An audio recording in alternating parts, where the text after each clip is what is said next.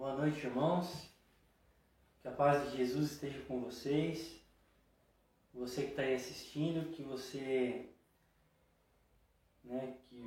possa, não sei como foi seu dia, mas que privilégio a gente estar aqui, poder compartilhar um pouquinho mais da palavra de Deus com os irmãos. Você que está assistindo, quiser compartilhar, quiser enviar para alguém que está assistindo aí, para estar acompanhando junto com a gente essa aula, que você possa estar fazendo isso para que mais pessoas possam ser abençoadas aqui junto com a gente. Quero agradecer a Deus pela sua vida e que você possa ser edificado, com essa palavra de hoje, com esse estudo que a gente trouxe sobre o Evangelho de Mateus. Hoje a gente vai discorrer um pouquinho sobre o Evangelho de Mateus, quem era Mateus, quais foram os propósitos de ter escrito o Evangelho.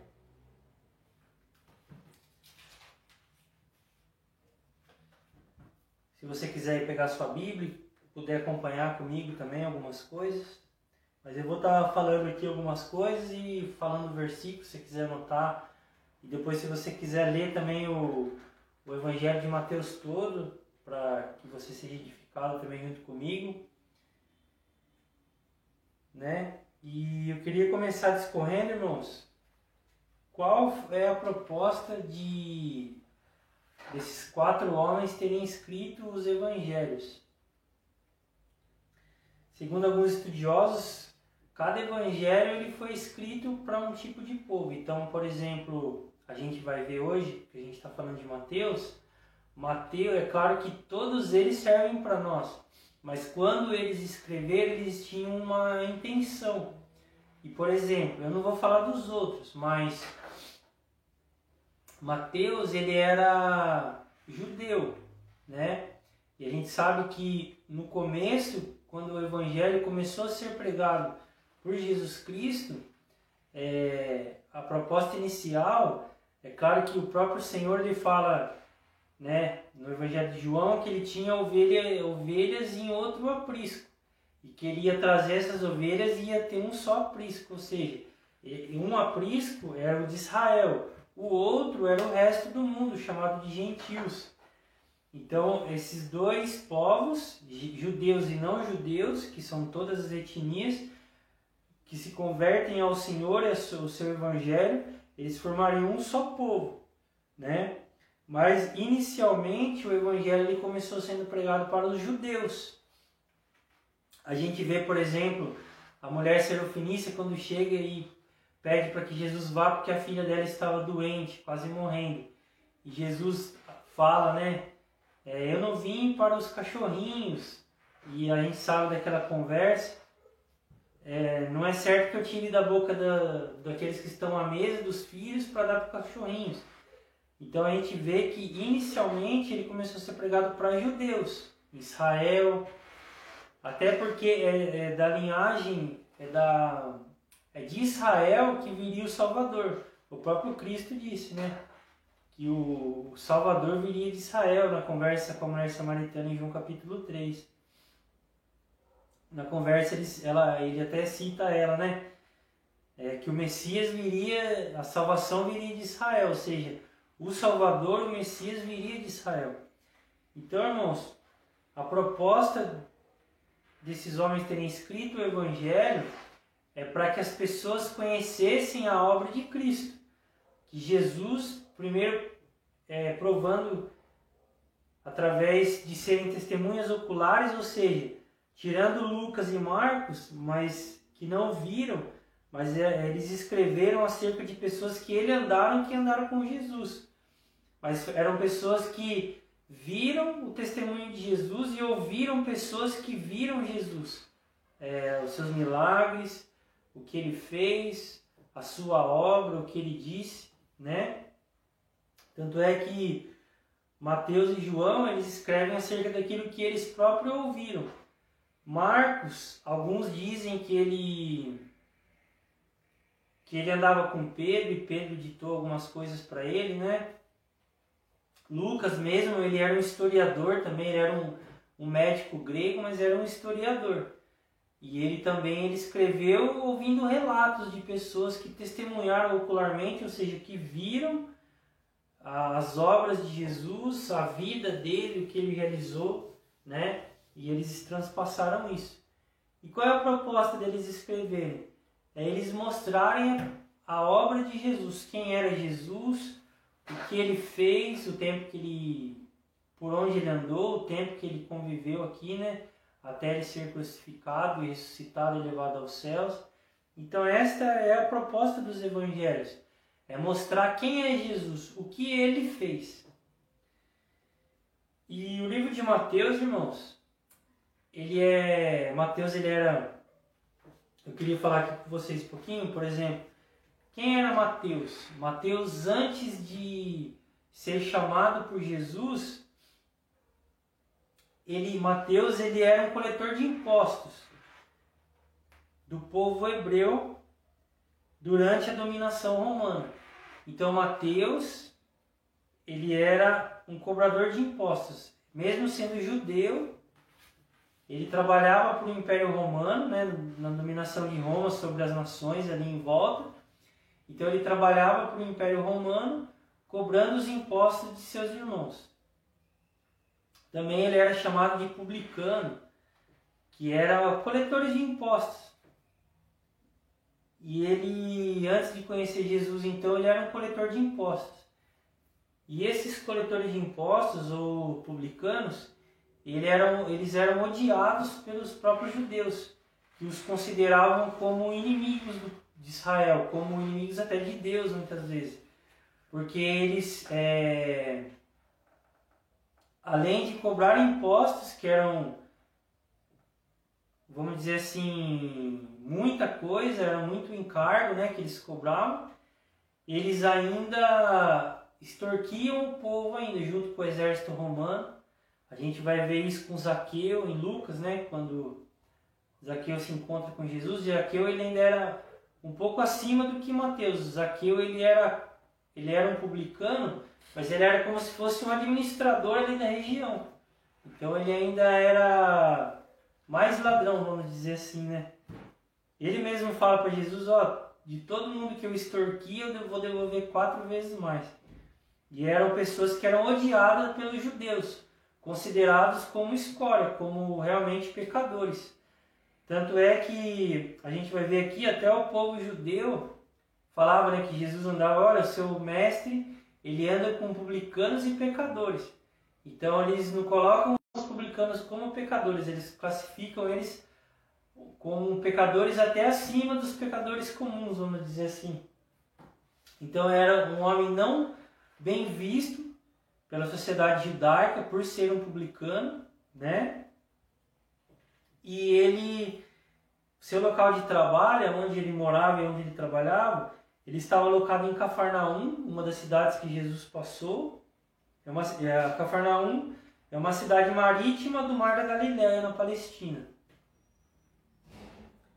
Mateus também era conhecido como Levi. A gente vê, conforme mostrado nos evangelhos de Marcos 2,14 e Lucas, capítulo 5, versículo 27, apresentam também Mateus como Levi, sendo a mesma pessoa. Né? E o primeiro contato que Mateus teve com Jesus foi quando ele justamente estava trabalhando, sentado à mesa da coletoria de impostos. Eu queria ler com vocês, está no livro de Mateus, no versículo 9, capítulo 9. Vamos achar aqui para a gente compartilhar.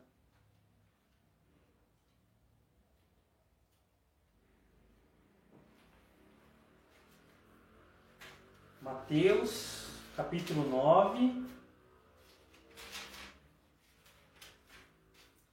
Mateus, capítulo 9, no versículo 9, que diz assim, saindo, viu Jesus um homem chamado Mateus, sentado na coletoria, ou seja, na mesa de impostos, onde cobravam impostos, e disse-lhe, segue-me. Ele se levantou e o seguiu. Em Lucas 5, do 27 a 32, também conta isso. mas lá ele fala Levi, ele chama Mateus sobre o nome de Levi. Então, o primeiro contato que Mateus teve com Jesus foi justamente trabalhando, né? Sentado à mesa da coletoria de impostos, cobrando ali os impostos. Mesmo assim, Jesus tinha uma obra na vida desse homem e o chamou. Mesmo ele sendo considerado um inimigo do povo judeu, né? Sendo considerado um ladrão, um pecador, Jesus o chamou. Isso quer dizer que Jesus, irmãos, às vezes aquele que a gente olha e a gente acha ele um inimigo de nós hoje que somos a igreja, que é o povo de Deus, e a gente olha ele como inimigo, mas às vezes Deus tem uma obra na vida dele que, além dele ser resgatado, ele vai ser um instrumento para que vidas possam ser resgatadas. Tanto é que Mateus é um exemplo para nós disso. Era considerado, né, a escória pelo seu povo, mas Jesus o chama, o resgata, transforma a vida dele e ele deixou essa obra maravilhosa aqui, o Evangelho segundo Mateus, para que a gente pudesse saber quem é Jesus, que ele era Deus, que ele é Senhor. Então isso é maravilhoso, a gente já vê isso no livro, né? Assim como os outros que também foram chamados. E o livro começa, irmãos, trazendo Mateus, ele começa com o seu evangelho, no capítulo 1, mostrando a genealogia de Jesus. Ou seja, como o povo judeu, eles esperavam o Messias, né? Então, um dos maiores desafios para os apóstolos, para o apóstolo Paulo, você vê isso em Atos dos Apóstolos, era mostrar para o povo judeu que Jesus ele era o Messias prometido. Então você vê Mateus, a gente vai ver, ele usa muito profecias do Antigo Testamento que falavam acerca de Jesus, apontando que Jesus ele era o Messias, que ele era o Messias prometido, aquele a que Deus enviaria, o qual haveria de vir. Então a gente vai ver isso muito no livro de Mateus. Quando você lê, você vê que quando fala de Jesus, fala alguma coisa de Jesus segundo está escrito tal, apontando para ele. Ele fala também para que se cumprisse o que estava escrito no profeta tal acerca de Jesus. Então você vai ver ele usando muito isso. Por quê? Qual é o objetivo disso? Para que um judeu lendo ele possa ter essa conexão de o que estava escrito na lei e nos profetas apontando para a pessoa de Cristo. Então a gente entende isso também. É diferente, por exemplo, escrever para um judeu é diferente quando você vai falar para uma pessoa que nunca ouviu, que não conhecia da lei, que nunca tinha ouvido falar que haveria um Messias prometido. Você pode descrever de Jesus, né, sendo filho de Deus, sendo filho do homem, assim como os outros evangelhos. Por exemplo, Lucas, ele escreveu para Teófilo, mas ele tinha uma linguagem grega, uma linguagem mais sofisticada. Então ele escreveu também para o povo gentil e grego, né? Ele traz muita alusão às curas, né? Ele foca muito nas curas, além dele ser médico e falar com prioridade sobre isso. Através disso mostrar pelo poder de Deus que ele era realmente Deus, que Deus operava através da vida dele. Então, irmãos, Mateus ele começa o seu livro mostrando a linhagem genealógica de Jesus, ou seja, quando a gente vai ler, a gente vê que começa trazendo a genealogia, ou seja, os nascimentos da sua família, ou seja, os seus antepassados.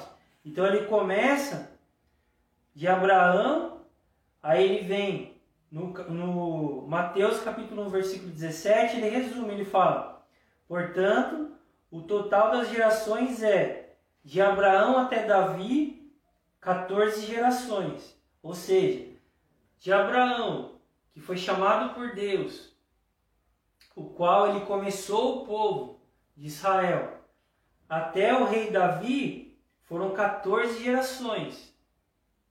Do rei Davi até o exílio da Babilônia, quando Nabucodonosor vem, né, e invade Israel e leva o povo cativo para a Babilônia, de Davi até isso são mais 14 gerações. E do exílio, da saída do exílio, até Jesus Cristo, passando por João, que não era o seu pai biológico, vamos dizer assim, porque João não teve relações com Maria para Jesus ter nascido. Ele foi concebido pelo poder do Espírito que veio sobre Maria, mas ele era o pai de Jesus, porque o próprio anjo fala, você vai criá-lo como o seu filho. Mesmo ele não tendo feito, ele era o filho de João. Então até ali, são 14 gerações. Então contando 14 mais 14 mais 14 gerações. E essa linhagem que Mateus traz é a linhagem paterna, do lado paterno de Jesus. Em Lucas, no capítulo 3, no versículo 21, Lucas também descreve a genealogia de Jesus, só que ele já usa a genealogia do lado de Maria, né? De Maria até Adão. Então Jesus ele tinha a linhagem sacerdotal para ser rei dos dois lados. Mas por que Mateus ele usa do lado paterno? Por causa da cultura do povo judeu, de ser um povo patriarcal, né? Então ele não usaria a linhagem feminina porque eles não dariam crédito. Não é que não é menos por isso, não. Mas é porque para o tipo de pessoa que ele está escrevendo, ele tinha que escrever para que a pessoa tentasse para aquilo, para que ela se interessasse em buscar. Então ele usa a genealogia do lado de José para mostrar que Jesus ele tinha a linhagem real, né? Desde lá de Abraão, eles até chamavam pai Abraão, né? Até Davi, que era o rei Davi, o próprio Deus ele fez a promessa que não teria, nunca deixaria de existir um descendente de Davi no trono de Israel. Então, isso aí tudo se encaixa para que o povo visse e reconhecesse que Jesus ele realmente ele tinha a linhagem real. Ele era o Messias prometido. A gente vê, por exemplo, o apóstolo Paulo em Atos dos Apóstolos, nas suas viagens missionárias, que quando ele chegava em algumas cidades onde tinha o pessoal lá judeu, ele sempre ia nas sinagogas ao sábado e discorria com os judeus, mostrando e provando nas escrituras que Jesus ele era o Messias, que ele era o rei prometido. Então a gente entende, isso é uma coisa muito valiosa para a gente entender. Amém, irmão? Então aqui, irmãos, eu dividi o livro para a gente poder entender um pouquinho o que Mateus ele quis passar em 7 etapas.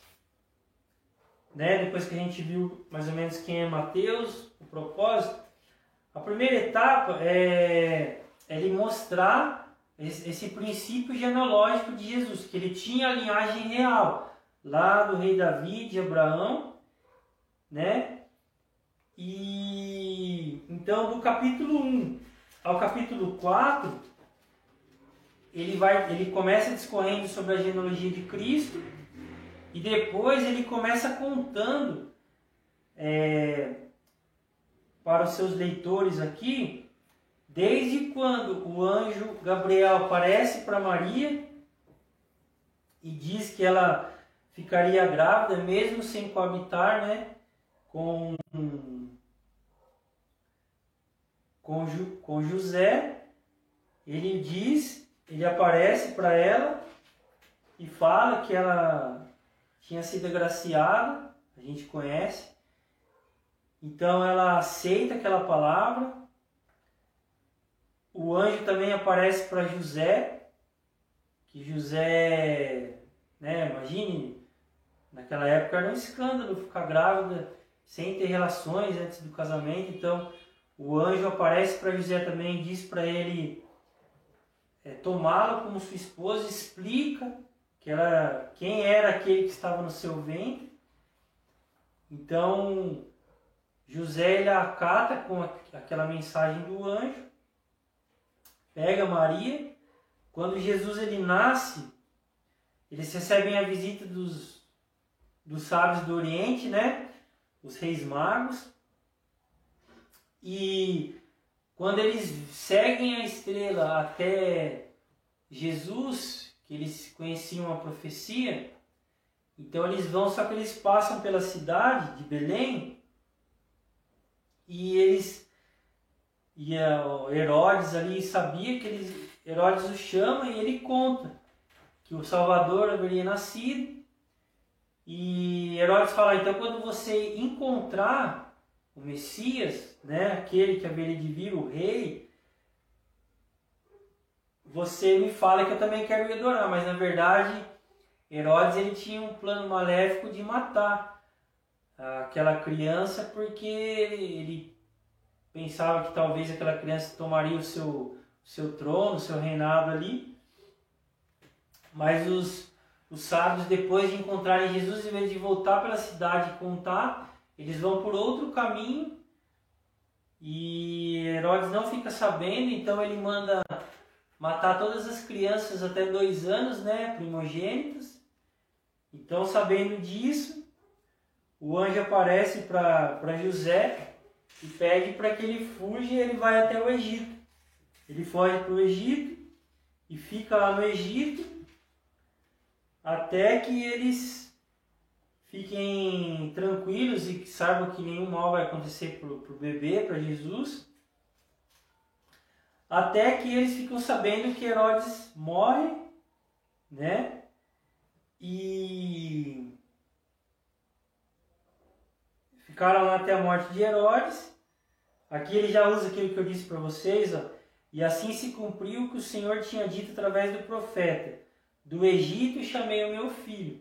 Então às vezes a gente lê assim e fala, nossa, é um egípcio? Não, é porque ele fugiu para lá e depois que Herodes morreu ele voltou e ele se instalou ali em Belém, né? E ele ficou ali em Belém.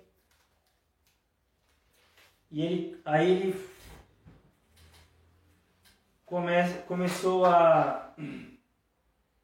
ele ficou ali, e no capítulo 3 ele começa a discorrer sobre João Batista, que era aquele também qual estava escrito que haveria de preparar o caminho do Senhor. A gente sabe que João Batista ele começou a pregar um batismo de arrependimento, começou a pregar sobre arrependimento, né?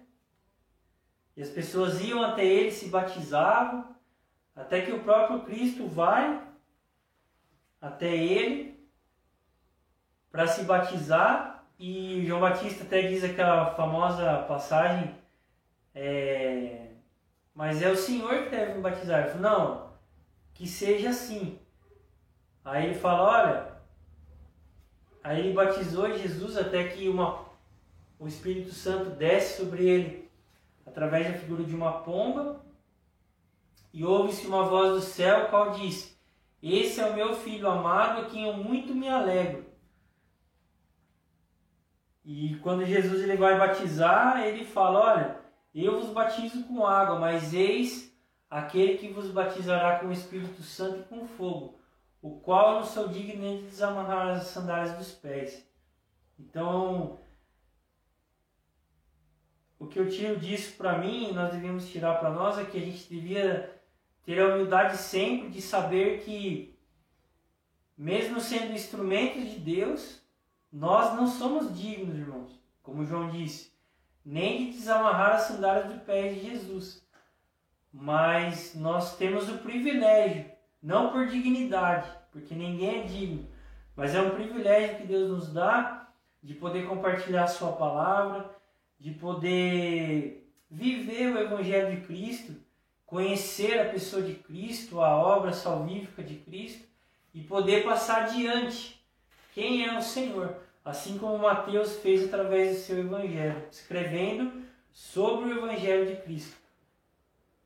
E no capítulo 4, né, Jesus, depois de ser batizado, com 30 anos de idade, ele é levado ao deserto pelo Espírito Santo, e lá ele é tentado por Satã. Ele fica 40 dias em jejum, 40 noites, e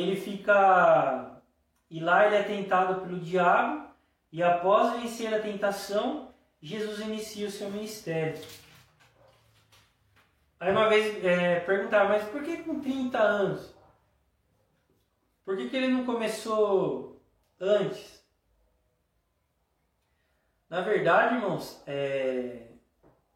existe duas vertentes, né? A primeira era que os levitas, apesar de Jesus não ser um levita, eles começavam a poder trabalhar no templo, a poder exercer as funções religiosas no templo a partir dos 30 anos. Então essa é uma vertente, né? Mas também que em Israel, na época, os 30, a maioridade era depois dos 30. Então, uma pessoa começaria a ser ouvida sério, como uma pessoa séria, o que ela fala é uma coisa séria, a partir dos 30 anos de idade. É por isso que Jesus ele começou a pregar o Evangelho a partir dos 30 anos. Ele começou o seu ministério com 30 anos, para que as pessoas pudessem dar crédito pela sua maioridade, vamos dizer assim, por causa da cultura do povo, da maturidade, né? Então ele iniciou o seu ministério. E a partir daí, irmãos, aí a segunda parte, que é a partir do capítulo 5, Jesus ele inicia o seu ministério. Ele chamou os seus discípulos, né?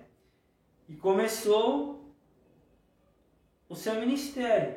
O ministério de Jesus era pregar as boas novas, ir levando o Evangelho, a boa notícia da salvação, o arrependimento, a transformação de vidas, trazendo a palavra de Deus, porque Ele próprio era a palavra. Jesus, irmãos, Ele não carregava a palavra, né, igual a gente carrega hoje. Ele era a própria palavra. Ele era a palavra ambulante. Era o verbo que se fez carne, como João disse. Então era o verbo encarnado. Era a palavra que andava. Era a palavra que executava. Ele é a palavra. Ele diz, eu sou a verdade. Ele é a palavra que anda, a palavra que se manifesta. Então Jesus, ele era a palavra lida. Por onde ele passava, as pessoas liam a palavra de Deus através da vida dele, porque ele era a própria palavra de Deus, ele é a palavra de Deus. Então Jesus, ele inicia ali o seu ministério.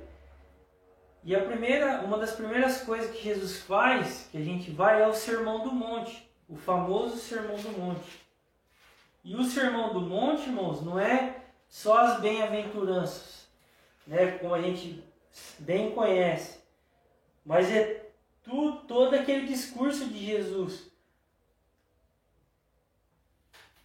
Eu coloquei aqui o segundo como a proclamação do rei, né? Então, do capítulo 5 ao capítulo 7, Mateus, ele relata sobre Jesus ensinando os seus discípulos e as multidões, começando aqui no Sermão da Montanha. No Sermão da Montanha. E ele começa no capítulo 5, trazendo as bem-aventuranças, que a gente muito conhece, né? Aí ele começa assim, no capítulo 5. Jesus, vendo as multidões, subiu a um monte e, assentando-se aos seus discípulos, aproximaram-se dele. E Jesus, abrindo a boca, os ensinava, dizendo, bem-aventurados os pobres de espírito, pois deles é o reino dos céus. Bem-aventurados os que choram, porque serão consolados. Então Jesus, irmãos, ele começa aqui trazendo um sermão maravilhoso, do capítulo 5 ao 7, dura esse sermão. E quando a gente lê esse sermão, a gente, depois eu peço que você na sua casa, leia isso com muita atenção, com muito carinho, estude isso, busque em oração.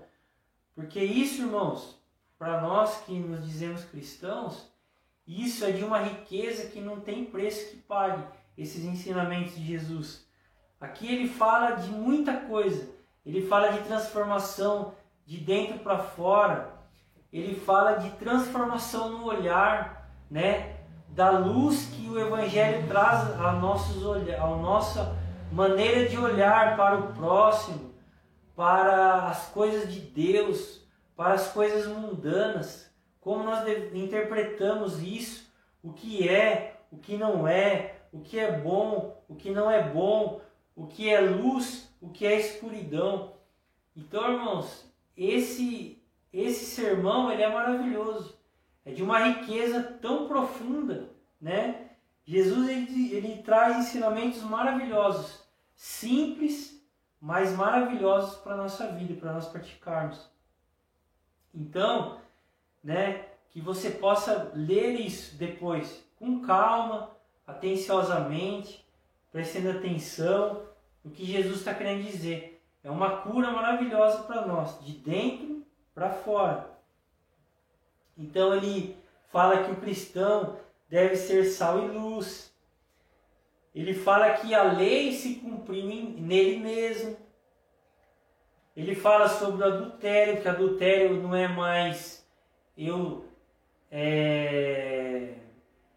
o adultério não é mais só eu fazer corporalmente, mas é como eu olho.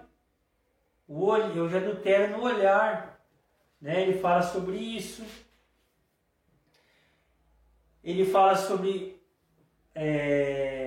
votos e juramentos, que nós jamais devemos usar da vingança, como nós devemos viver no reino.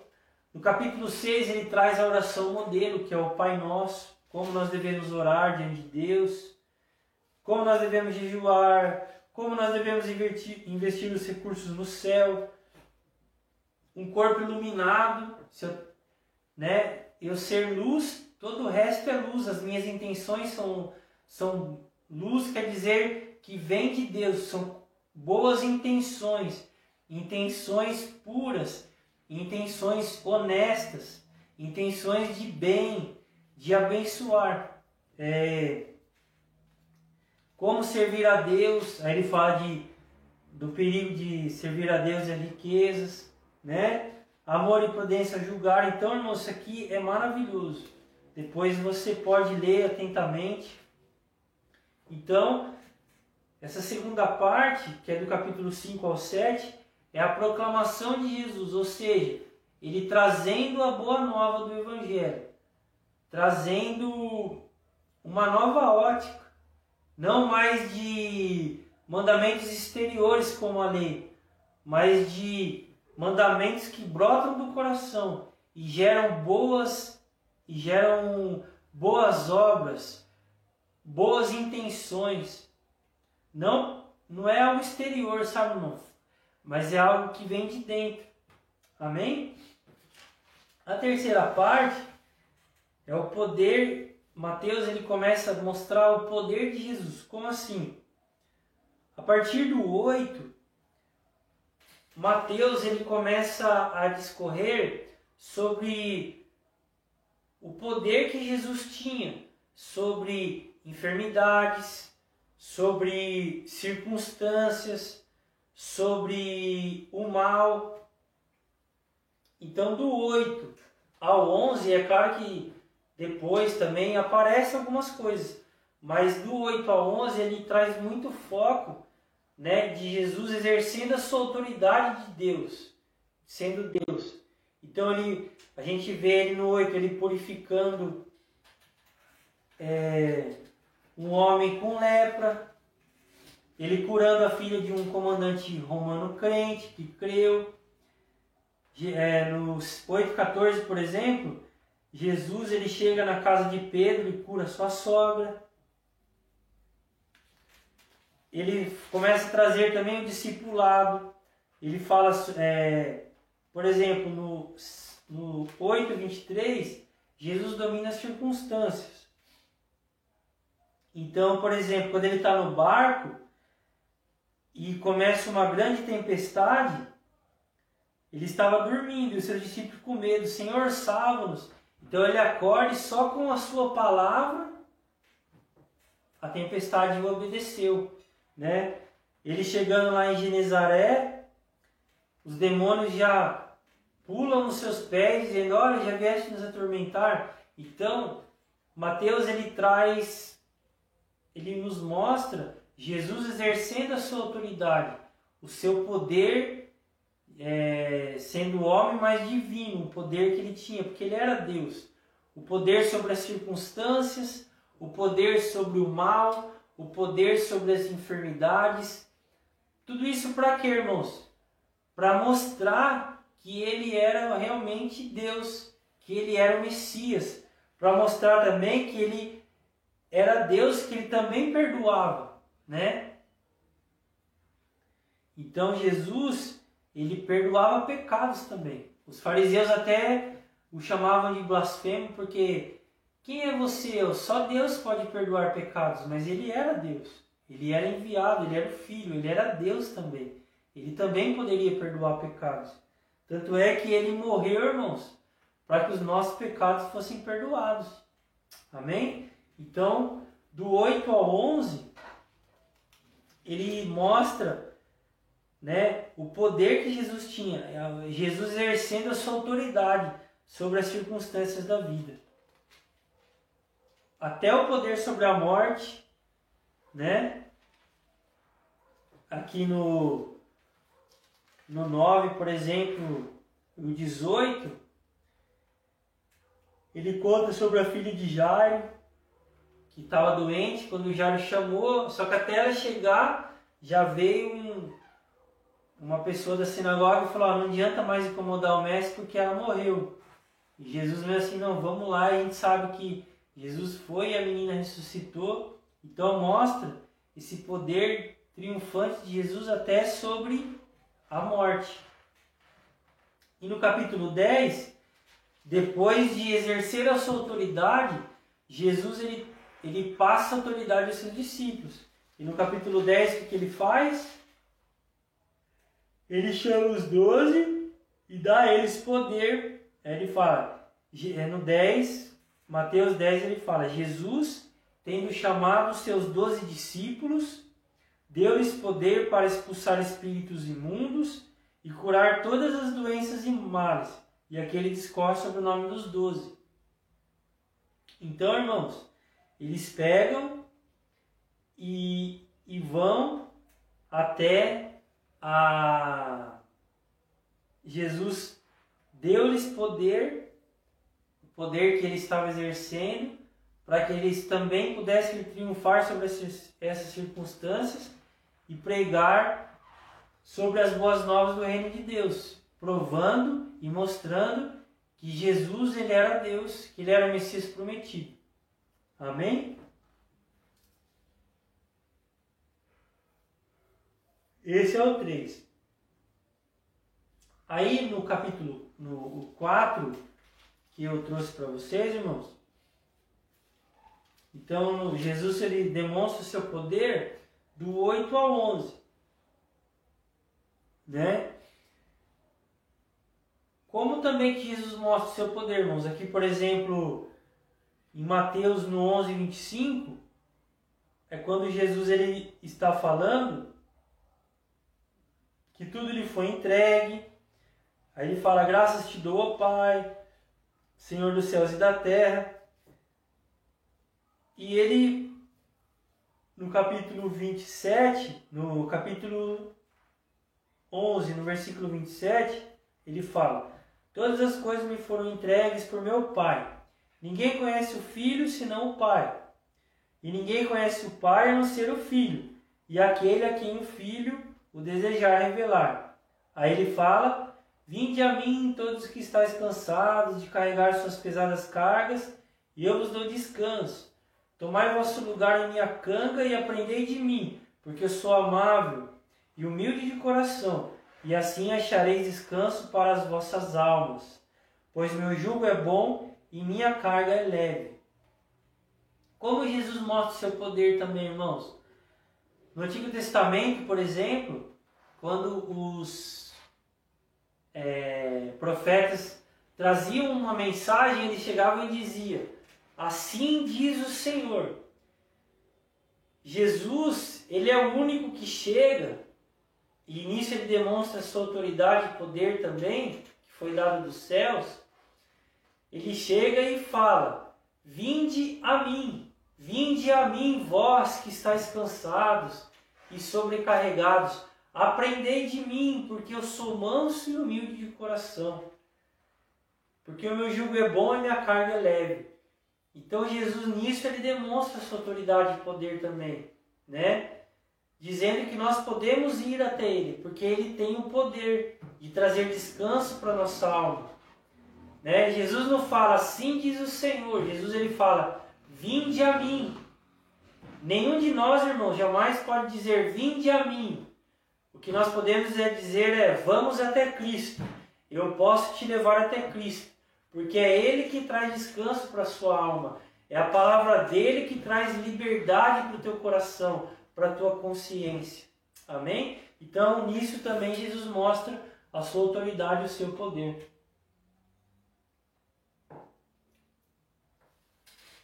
No capítulo, aí a partir do 12, né, a quarta parte que eu separei, Jesus ele começa a discorrer, ele começa a falar com seus discípulos sobre parábolas, através de parábolas. Então ele começa a trazer ensinamento aos seus discípulos sobre parábolas. Ele fala através de parábolas para os seus discípulos.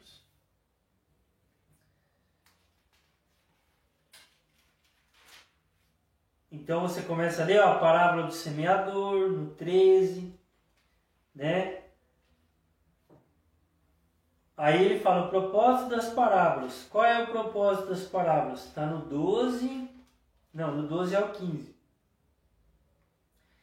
Então os discípulos se aproximaram dele e perguntaram, por que eles falam por meio de parábolas? Ao que ele respondeu, porque a vós outros foi dado conhecimento dos mistérios do reino dos céus, mas a eles isso não lhes foi concedido. Então, irmãos, Jesus ele começou a falar por parábolas ali para que o povo não entendesse, que talvez ainda não era o momento, mas para que os discípulos entendessem a sua mensagem. Então Jesus ocultava de alguns falando por parábolas, mas depois, geralmente, ele explicava a parábola para os seus discípulos para que eles pudessem entender. Né? Aí tem a parábola do joio e do trigo, parábola do semeador, do grão de mostarda, do fermento. Então Jesus, ele começa a usar essas parábolas para que eles pudessem compreender com mais facilidade sobre o reino de Deus, sobre ao que o reino de Deus é comparado. Ele até fala, o reino de Deus é comparado com uma semente, né? O reino de Deus é como um grão de mostarda. Ele começa a falar em parábolas. Parábola do troio do joio e do trigo, o tesouro escondido, a parábola de grande valor. Então, Jesus ele começa a falar por parábolas.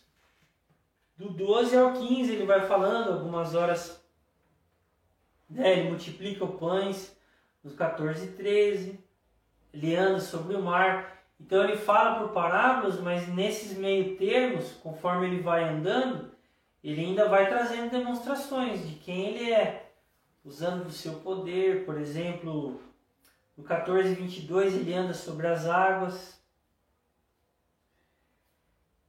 No 14:35 fala que ele curou todos que ele tocava.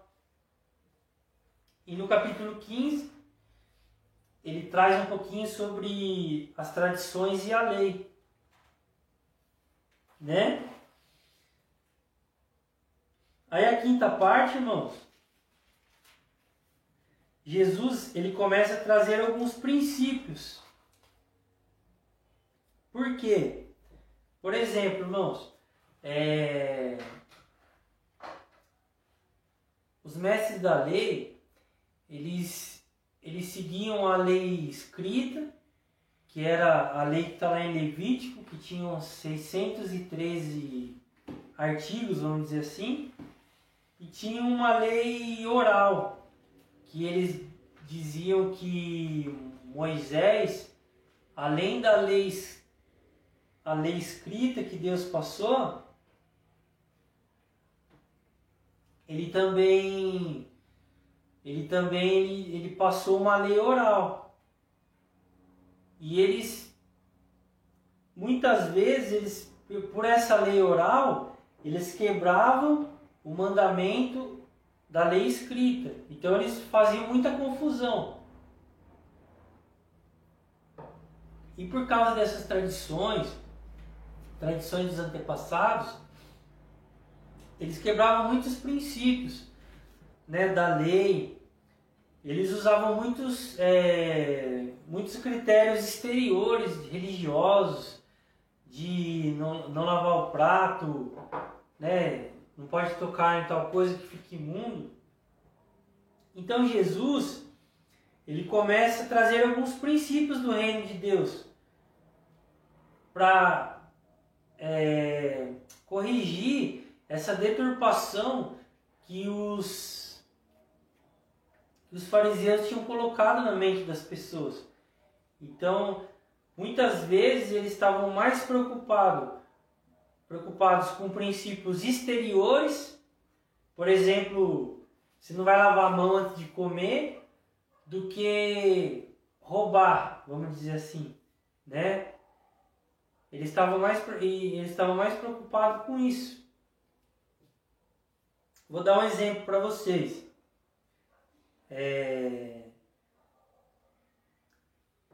Eles davam carta de divórcio. Então eles casavam, se divorciavam e davam uma carta de divórcio. Jesus até fala que Moisés deu a eles a carta de divórcio por causa da dureza do coração deles.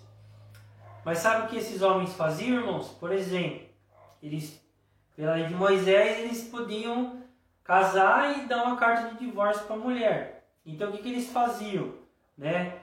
Segundo historiadores e estudiosos que estudavam o seu comportamento, o comportamento dos fariseus nessa época.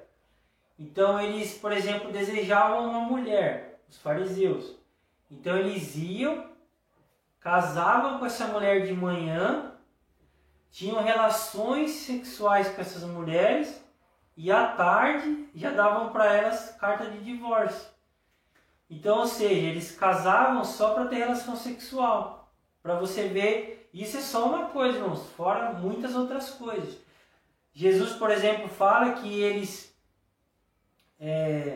consumiam a casa das viúvas e depois, por pretextos, faziam longas orações.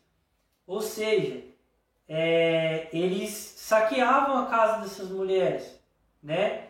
E depois muitos dizem também que Jesus falou isso, querendo dizer que eles estavam cobrando por tempo de oração. Então eles prolongavam suas orações para receber mais. Então, para você ver qual tipo da mentalidade que esses líderes religiosos exerciam, e eles oprimiam o povo. Então Jesus, a partir do 16, ele começa a trazer alguns princípios, né? Aí eles pedem um sinal aqui no 16 para Jesus. Jesus, no 16, a partir do 5, ele começa a falar sobre o fermento dos religiosos.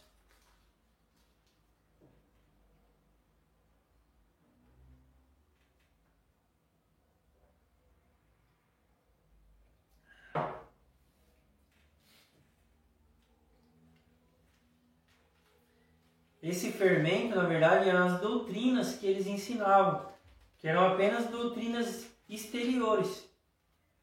E eles deturpavam tanto, irmãos, essa doutrina, que eles, por exemplo, Eles faziam isso que eu disse para você, fora muitas outras coisas. Então Jesus, por exemplo, fala que, a gente vai ver, Jesus fala que eles, por causa da tradição deles, eles ignoravam os preceitos de Deus. Então Jesus, ele restabelece esses preceitos, que eram preceitos de dentro. Jesus, por exemplo, ele fala do dízimo, né? Ele fala assim, olha, vocês dão dízimo do endro, do cominho, da hortelã, mas vocês não praticam o mais importante da lei, que é a misericórdia, a justiça e a fé. Então Jesus, ele restaura esses princípios do coração, de misericórdia, de compaixão, de fé, né? De fazer por amor, não por interesse próprio.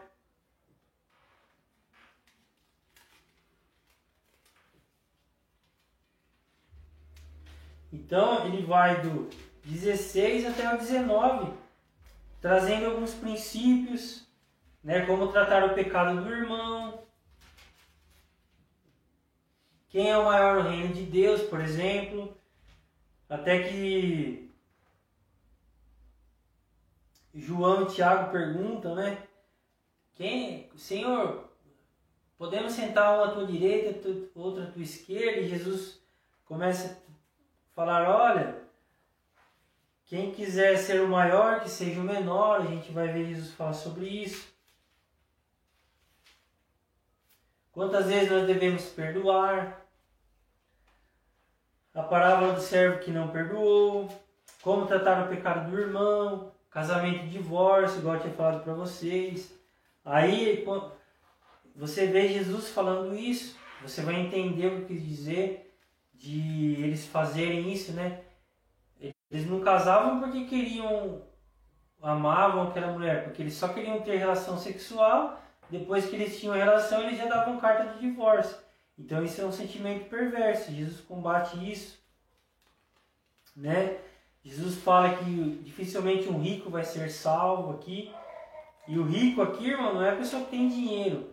Rico aqui que Jesus está querendo dizer é aquele que ama o dinheiro acima da vida. É aquele que ama o dinheiro acima da necessidade do irmão. É aquele que ama o dinheiro acima de Deus, né? Ele fala sobre as recompensas do reino. E a partir do 20, irmãos, Jesus ele começa a trazer algumas palavras, algumas pregações. Então ele prediz o seu sacrifício. Ele diz que no capítulo 20, versículo 20, que nós devemos ter sabedoria para pedir. Aí ele conta a passagem que a esposa de Zebedeu chega para ele e fala, olha mestre, ela se prostrou e fez um pedido. Jesus perguntou, o que você deseja? Que os meus 2 filhos se assentem, um à tua direita e outro à tua esquerda. E Jesus vem e começa a discorrer para ela sobre como funciona no reino de Deus, né? Que quem quer ser o maior, que seja o menor. Quem quer ser servido, que antes sirva a todos primeiro. Então Jesus, irmãos, Mateus ele começa a discorrer sobre as pregações de Jesus. Jesus pregando ali para os discípulos, para os fariseus, né? Quando ele entra no templo e vê ali que o pátio estava cheio de cambistas, de homens fazendo do templo um comércio. E isso não é diferente hoje, né? Infelizmente fizeram da igreja um comércio. Eu nem digo da casa do Senhor, porque a casa do Senhor não tem mais hoje em dia. Nós somos o templo de Deus. Existe aonde nós congregamos, seja num templo, numa casa, debaixo da ponte, numa oca de índio, num barco, num salão, né? Na rua, debaixo da árvore. Mas hoje, infelizmente, está cheio de gambista de templo. Gente vendendo a palavra de Deus, né? Vendendo sacrifícios que nem existem mais. Porque o único sacrifício que vale hoje em dia é o sacrifício de Cristo por nós. né? O que eu faço para Deus não é um sacrifício. O que eu faço para Deus é uma entrega do que Ele, porque Ele se entregou por mim. Amém, irmão? Né? Não existe mais hoje oferta de sacrifício que nós podemos fazer para Deus. O que existe é uma oferta de amor. É quando eu me entrego voluntariamente por amor a Deus para fazer a sua obra, para pregar a sua palavra, para abençoar a vida do meu irmão, para dar de comer para o meu irmão, para o meu inimigo. Amém? Então Jesus ele traz sobre essas questões. Então ele traz muitas palavras que nos edificam muito, irmãos. E a partir do do capítulo 26, Jesus ele traz a sua paixão, ou seja, ele começa a sua obra de redenção.